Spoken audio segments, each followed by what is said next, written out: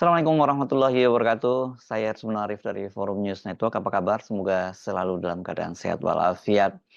Jenazah pemimpin Hamas, Ismail Haniyeh, kemarin sudah diterbangkan dari Teheran menuju Doha di Qatar untuk dikebumikan di negeri ini ya, karena memang Ismail Haniyeh itu selama beberapa tahun terakhir ini dia hidup dan tinggal bersama keluarganya di Doha, Qatar.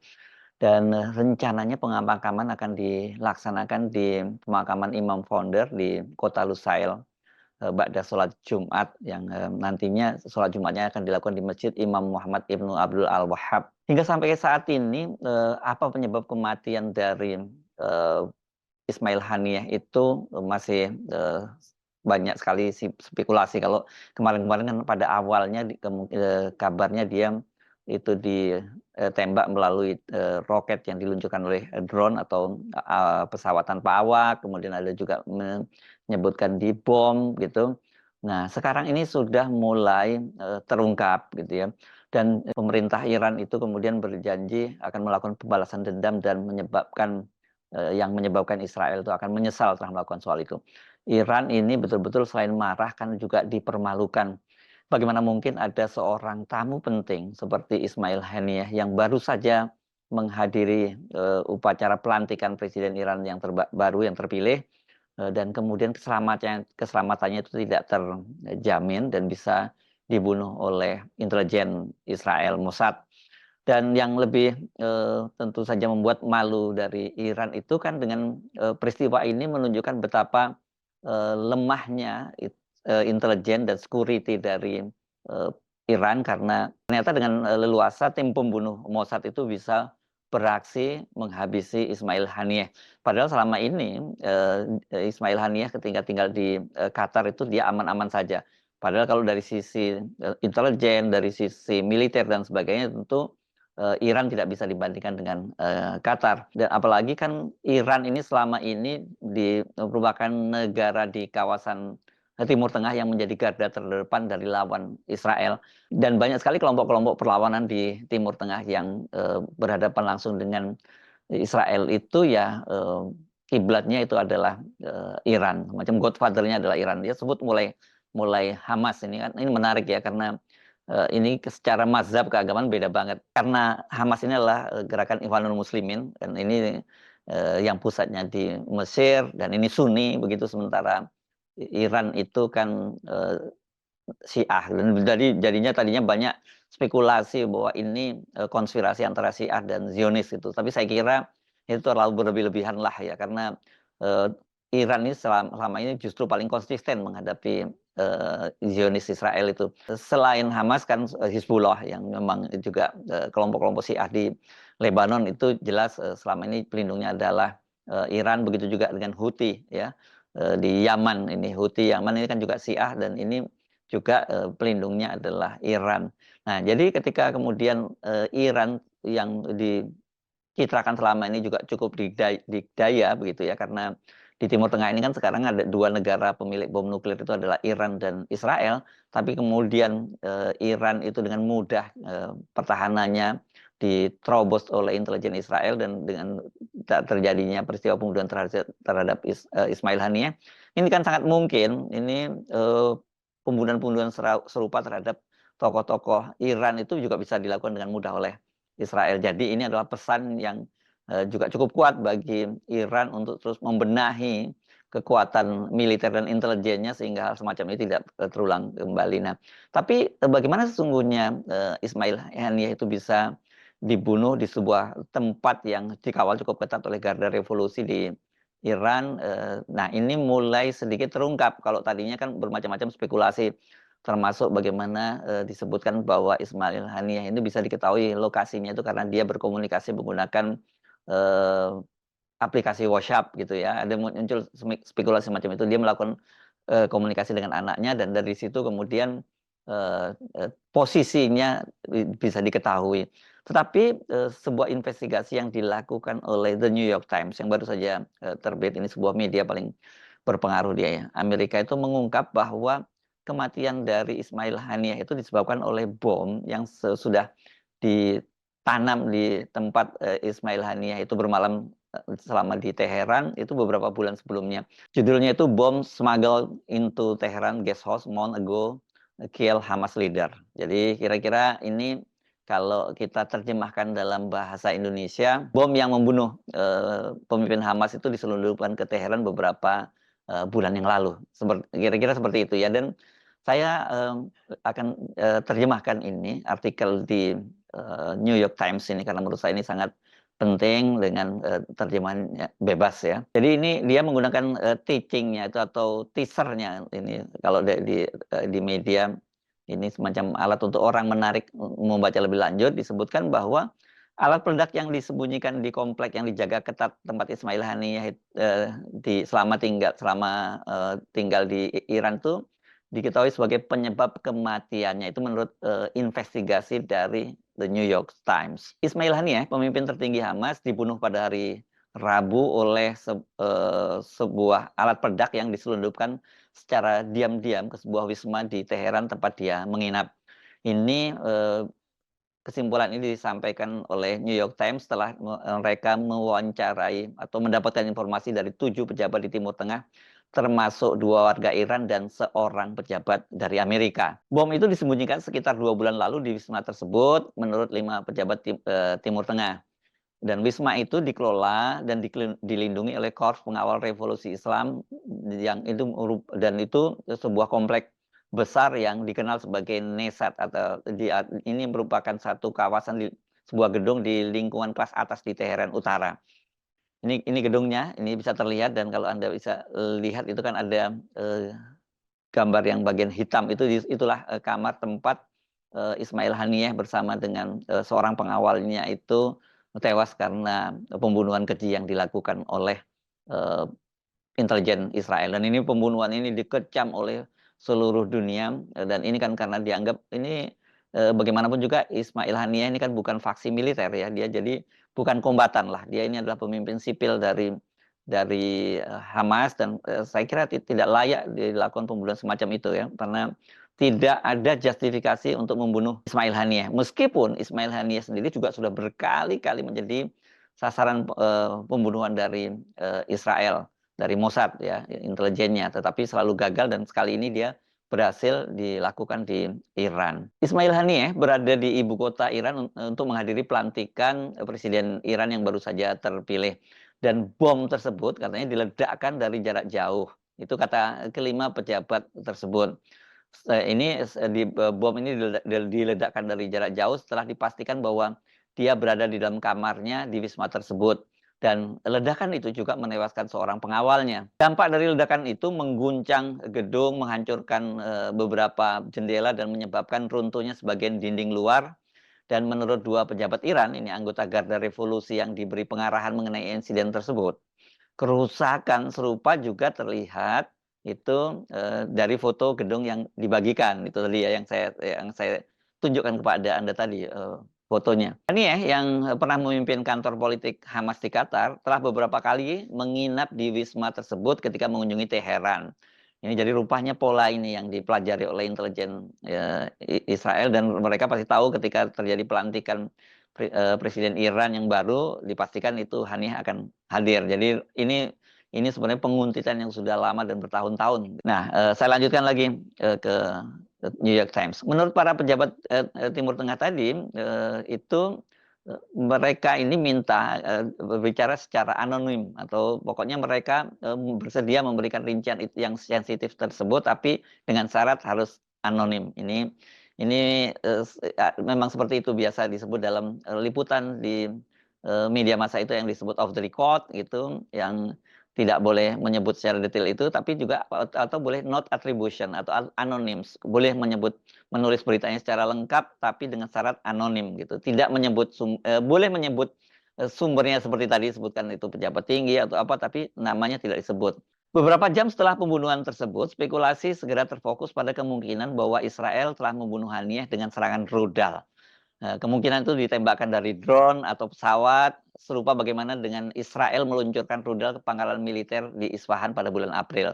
Jadi memang seperti saya sebut tadi, spekulasi awalnya itu ini, dia dibunuh dengan menggunakan, rudal yang ditembakkan dari drone gitu ya, atau pesawat. Dan benar memang beberapa waktu yang lalu Israel itu menyerang, kota Isfahan yang menjadi pusat nuklir dari, Iran, dan pada waktu itu kemudian Iran melakukan, serangan balasan. Nah, teori rudal tersebut menimbulkan pertanyaan tentang bagaimana Israel bisa menghindari sistem pertahanan udara Iran untuk, melakukan serangan udara yang berani di ibu kota.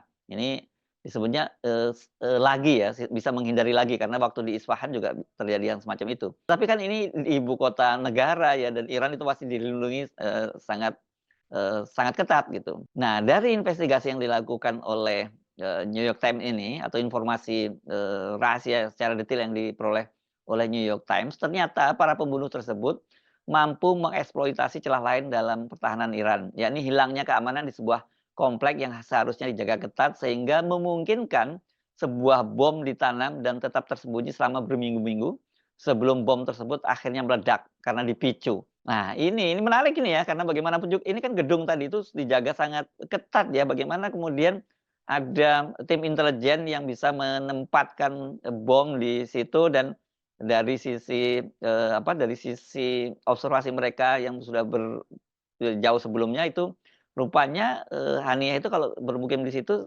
kalau bermalam di situ dia tempatnya di situ. Kelihatannya seperti itu ya. Ini satu pelajaran berharga juga, memang mestinya, untuk seorang orang pemimpin yang jadi target pembunuhan gitu tidak boleh dia, berdiam di satu tempat, eee eee, terlalu lama, atau dia, secara berkala menggunakan tempat yang sama dan di lokasi yang sama. Ini saya kira, pasti akan jadi satu pelajaran berharga juga buat Iran. Nah, saya lanjutkan lagi.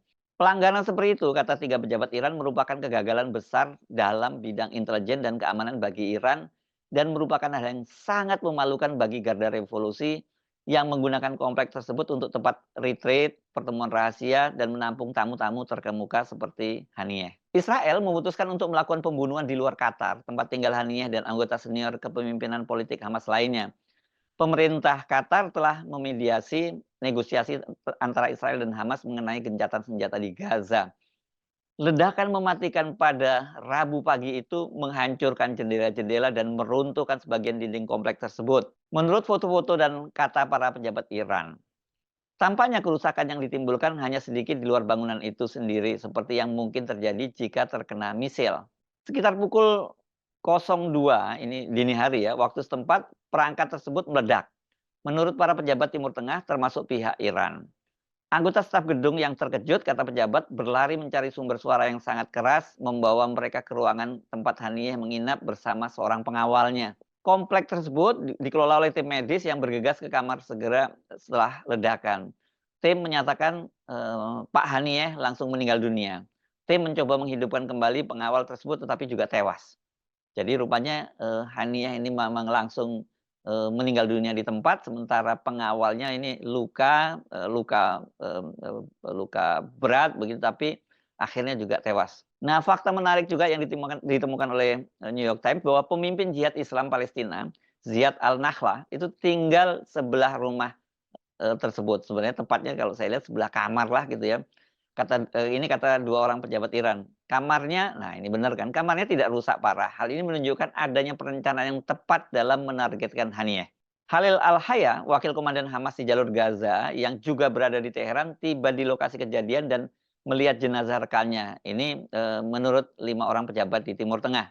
Di antara orang-orang yang segera diberitahu, kata 3 pejabat Iran, adalah Jenderal Ismail Ghani, Panglima pasukan Quds, cabang garda revolusi luar negeri yang bekerja erat dengan sekutu Iran di kawasan, termasuk Hamas dan Hizbullah.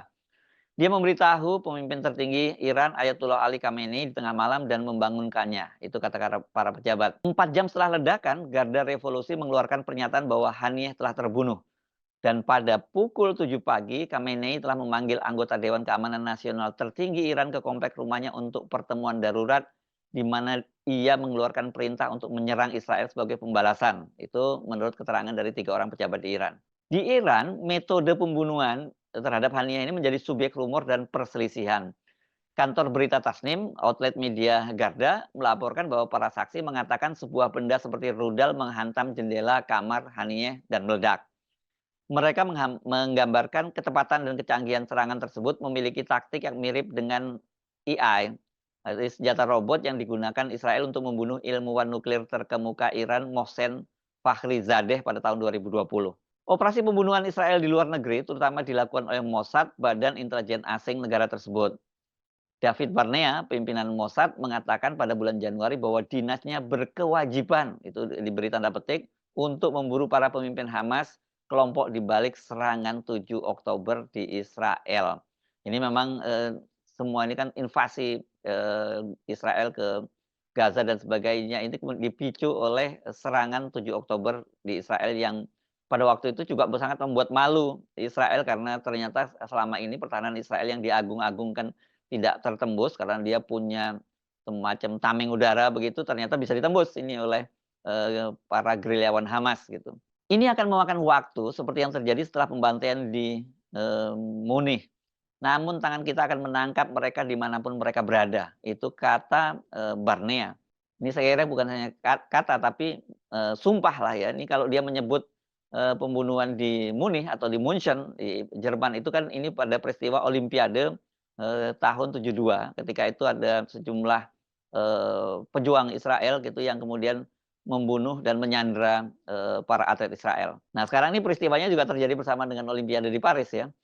Namun, kedua pejabat Iran menyatakan anggota Garda yang diberi pengarahan mengenai serangan tersebut membenarkan bahwa ledakan terjadi di dalam kamar Haniyeh dan mengatakan bahwa penyelidikan awal menunjukkan bahwa bahan peledak telah ditempatkan di sana beberapa waktu sebelumnya. Jadi dari sini kita sudah mulai dapat gambaran ya bagaimana operasi-operasi dari intelijen Israel ini. Kalau sebelumnya mereka mengandalkan drone atau pesawat dan sebagainya, itu artinya ya mereka itu bekerja dari luar Israel dan mereka berhasil menembus pertahanan Iran. Tapi kalau kemudian ini mereka bisa menempatkan atau mengimplan bom gitu di dalam sebuah gedung yang selama ini selalu menjadi tempat tinggal Ismail Haniyeh bila dia berkunjung ke Teheran, ini jelas pasti melibatkan ada kolaborator atau orang-orang agen-agen implan agent yang dimasukkan di situ. Nah, saya kira ini pasti nanti akan ada operasi besar-besaran untuk mengungkap siapa dengan siapa itu agen-agen Mossad itu bekerja sama di kalangan internal karena gedung tadi tempatnya Ismail Haniyeh bermalam itu kan dijaga sangat ketat oleh Garda Revolusi. Ini pasukan elitnya di Iran dan bagaimana mungkin gedung yang sebenarnya dijaga sangat ketat itu kemudian bisa dimasuki oleh agen intelijen dari Mossad tanpa mereka diketahui karena memasang bom semacam ini tanpa diketahui ya ini pasti prosesnya cukup lama lah karena kan biasanya gedung-gedung semacam ini secara berkala pasti mereka melakukan semacam penyisiran gitu untuk menemukan benda-benda yang mencurigakan apakah itu berupa bom atau biasanya alat sadap gitu ya. Sebenarnya lebih banyak alat sadap tidak bom ya karena memang kalau bom itu digunakan untuk kepentingan jangka pendek begitu, tapi ini sudah cukup lama ya karena disebut berbulan-bulan. Jadi ya, rasanya ini nggak mungkin kalau tidak melibatkan orang dalam, yang sudah dibina oleh agen intelijen Israel. Tapi tetap saja memang, wajar kalau kemudian, Iran ini sangat marah karena ini kan mengungkap bagaimana kelemahan pertahanan mereka. Nah, tetapi dampak dari pembunuhan Ismail Haniyeh ini saya kira secara politis bagi Israel sangat merugikan karena dia akan tekanan internasional terhadap Israel itu makin makin keras ya. Dan meskipun ini sebenarnya kita bisa memahami mereka melakukan kenapa operasi-operasi semacam ini sesungguhnya juga menyiratkan satu fakta bahwa Israel itu gagal menundukkan pejuang Hamas gitu karena walaupun mereka sudah hajar habis-habisan sudah luluh lantakkan Gaza dan kemudian juga korban sudah berjatuhan termasuk keluarga Ismail Haniyeh yang pernah disebutkan ada sampai sekitar 60 orang yang meninggal atau wafat dengan syahid di Gaza itu tapi ternyata tidak melemahkan perjuangan pasukan Hamas. Jadi kalau kemudian yang disasar itu adalah Ismail Haniyeh, ini jelas semacam upaya dari Mossad atau Israel untuk melakukan perang urat saraf gitu, memberikan pukulan. Tetapi kalau saya membaca komentar-komentar para pejuang Hamas, bahkan termasuk keluarga dari Ismail Haniyeh sendiri, tampaknya kalau dampaknya itu semacam teror psikologis kepada para pejuang Palestina, pejuang Hamas ini tidak akan berhasil.